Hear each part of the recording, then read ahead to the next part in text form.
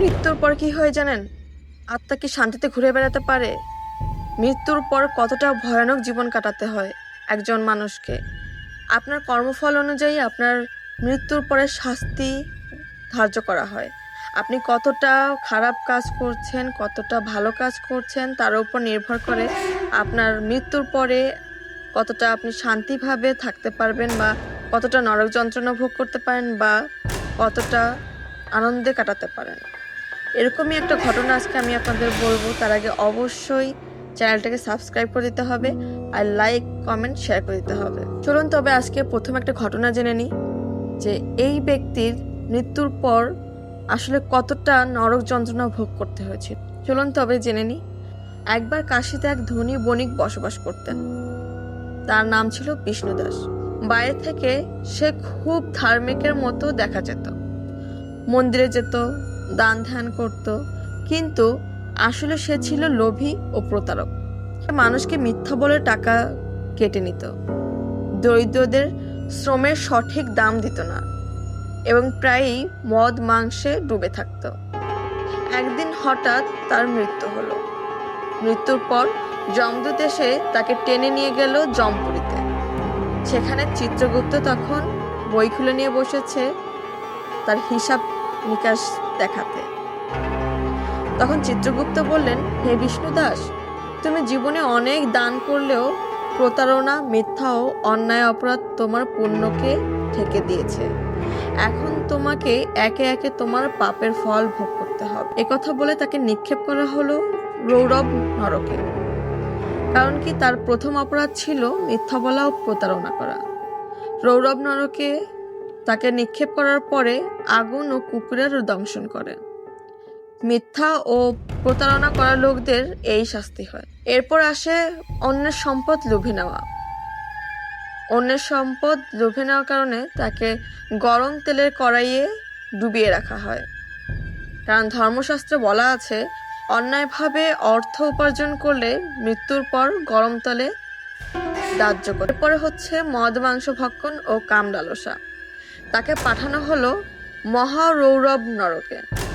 সেখানে দাহ্য অগ্নিতে জ্বালানো হলো এবং তাকে তার গলা দিয়ে জ্বলন্ত লোহা ঢালা হলো।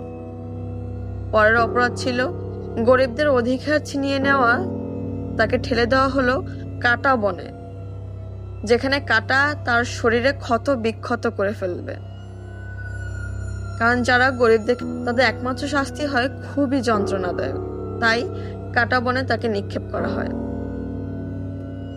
শেষ পরিণতিতে বিষ্ণুদাস বুঝল, মানুষের আসল ধর্ম হলো সততা, দয়া, সত্য ও পরোপকার। বাইরে দান ধ্যান নয়, মন থেকে পবিত্র হতে হবে। সেও যন্ত্রণায় কাঁদতে লাগলো। তখন চিত্রগুপ্ত তাকে বলল, যতক্ষণ না তোমার পাপের বোঝা শেষ হবে, এভাবেই তুমি ভুগতে থাকবে এবং তোমার মুক্তি নেই। তাই বলা যায়, মিথ্যা বলা হলে রৌরব নরকে নিক্ষেপ করা হয়, চুরি প্রতারণা করা হলে গরম তেলে দাহ্য করা হয়, অসৎ কাম করলে জ্বলন্ত অগ্নিতে নিক্ষেপ করা হয়, অন্যায়ভাবে অর্থ নেওয়া হলে কাটা বনে তাকে ছুঁড়ে ফেলা হয়, অহংকার ও নিষ্ঠুরতার জন্য অন্ধকার নরকে বন্দী থাকতে হয়। এবার চলুন রৌরব নরকের কাহিনী জানি। একজন বণিক সবসময় মিথ্যা ও প্রতারণা করে মানুষের টাকা কেটে নিত।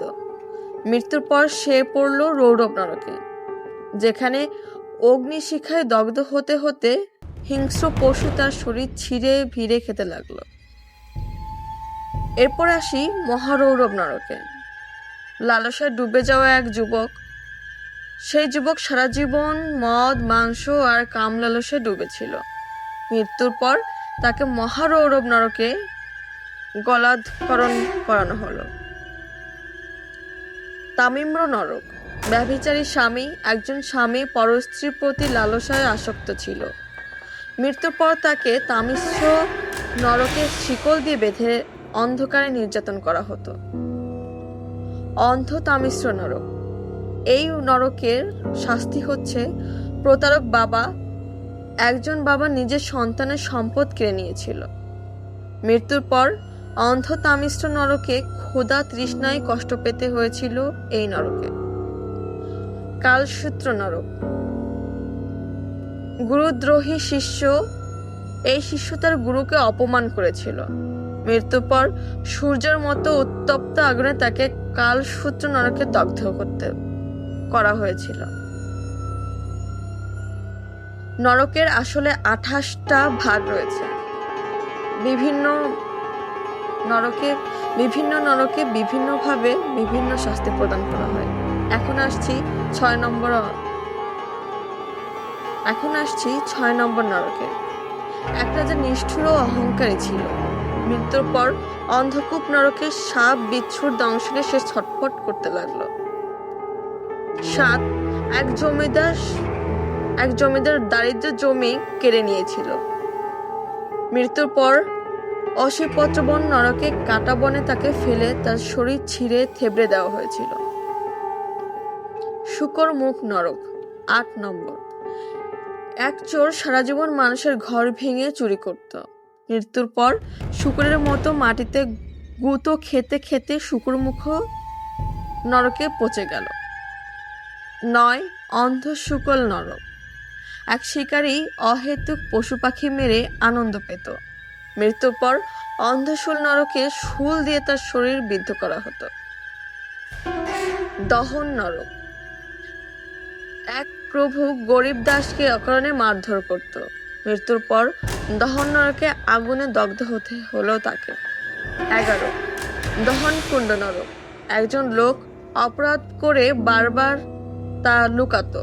মৃত্যুর পর দহনকুণ্ড তাকে নরকে গরম তেলের কড়াই রাখা হয়েছিল। বৈতরণী নরক। একজন পুত্র পিতৃ শ্রাদ্ধ করত না। মৃত্যুর পর বৈতরণী নদীতে তাকে পুজ রক্ত মলে ডুবে থাকতে হয়েছিল। ভস্মকুণ্ড নরক। এক লোক সাধুদের নিয়ে ঠাট্টা করত। মৃত্যুর পর ভস্মকুণ্ডে জ্বলন্ত ছাইয়ে গড়াগড়ি খেত। সলমল বন নরক। এক নারী সর্বদা পরিবারের মধ্যে ঝগড়া বাঁধাত। মৃত্যুর পর সলমল বনে কাঁটায় ক্ষত বিক্ষত হতে লাগলো তার শরীর। লৌহ শঙ্খ নরক। এক ভণ্ড সাধু মানুষকে মিথ্যা ধর্ম শিক্ষা দিত। মৃত্যুর পর লৌহ শঙ্খ নরকে গরম শঙ্খে পুড়ে ছাই করা হয়েছিল তাকে। 16, অগ্নিকুণ্ড নরক। এক যুবক অন্যের পরিবার নষ্ট করেছিল। মৃত্যুর পর অগ্নিকুণ্ড নরকে জ্বলতে হয়েছিল তাকে। সুদর্শন চক্র নরক। এক সেনাপতি অহংকারে ভরা ছিল।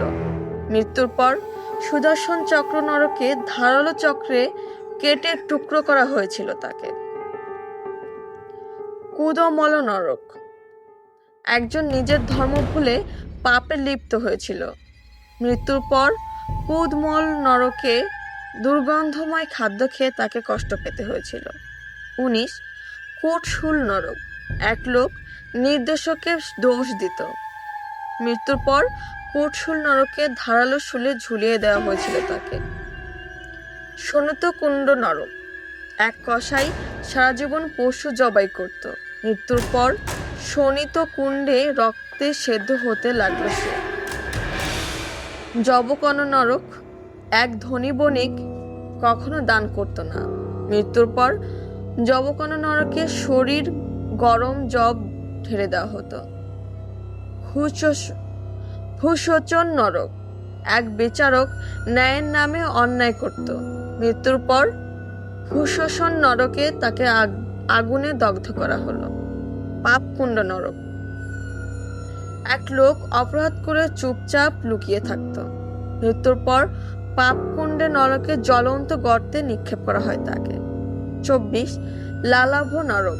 এক ভাই সবসময় অন্য ভাইয়ের উন্নতি দেখে হিংসা করত। মৃত্যুর পর লালাভ নরকে জ্বলন্ত লালায় দগ্ধ হতে হলো তাকে।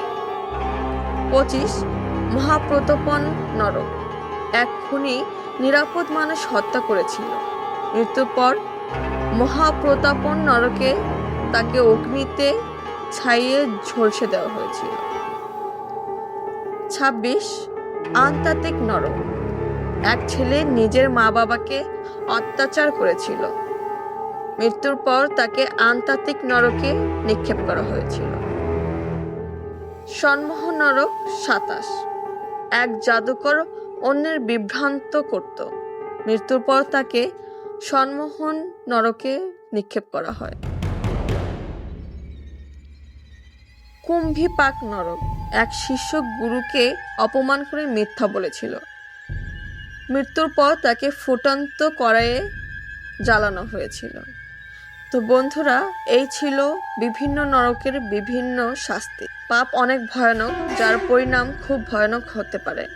মৃত্যুর পর কেউ তার থেকে রেহাই পাবে না। তাই এখনো যারা পাপে লিপ্ত আছেন তারা সুপথে আসুন এবং নিজেকে শুধরে নিন। তো বন্ধুরা, ভিডিওটা কেমন লাগলো অবশ্যই কমেন্ট করে জানাবেন, আর অবশ্যই লাইক, কমেন্ট, শেয়ার করে দিবেন।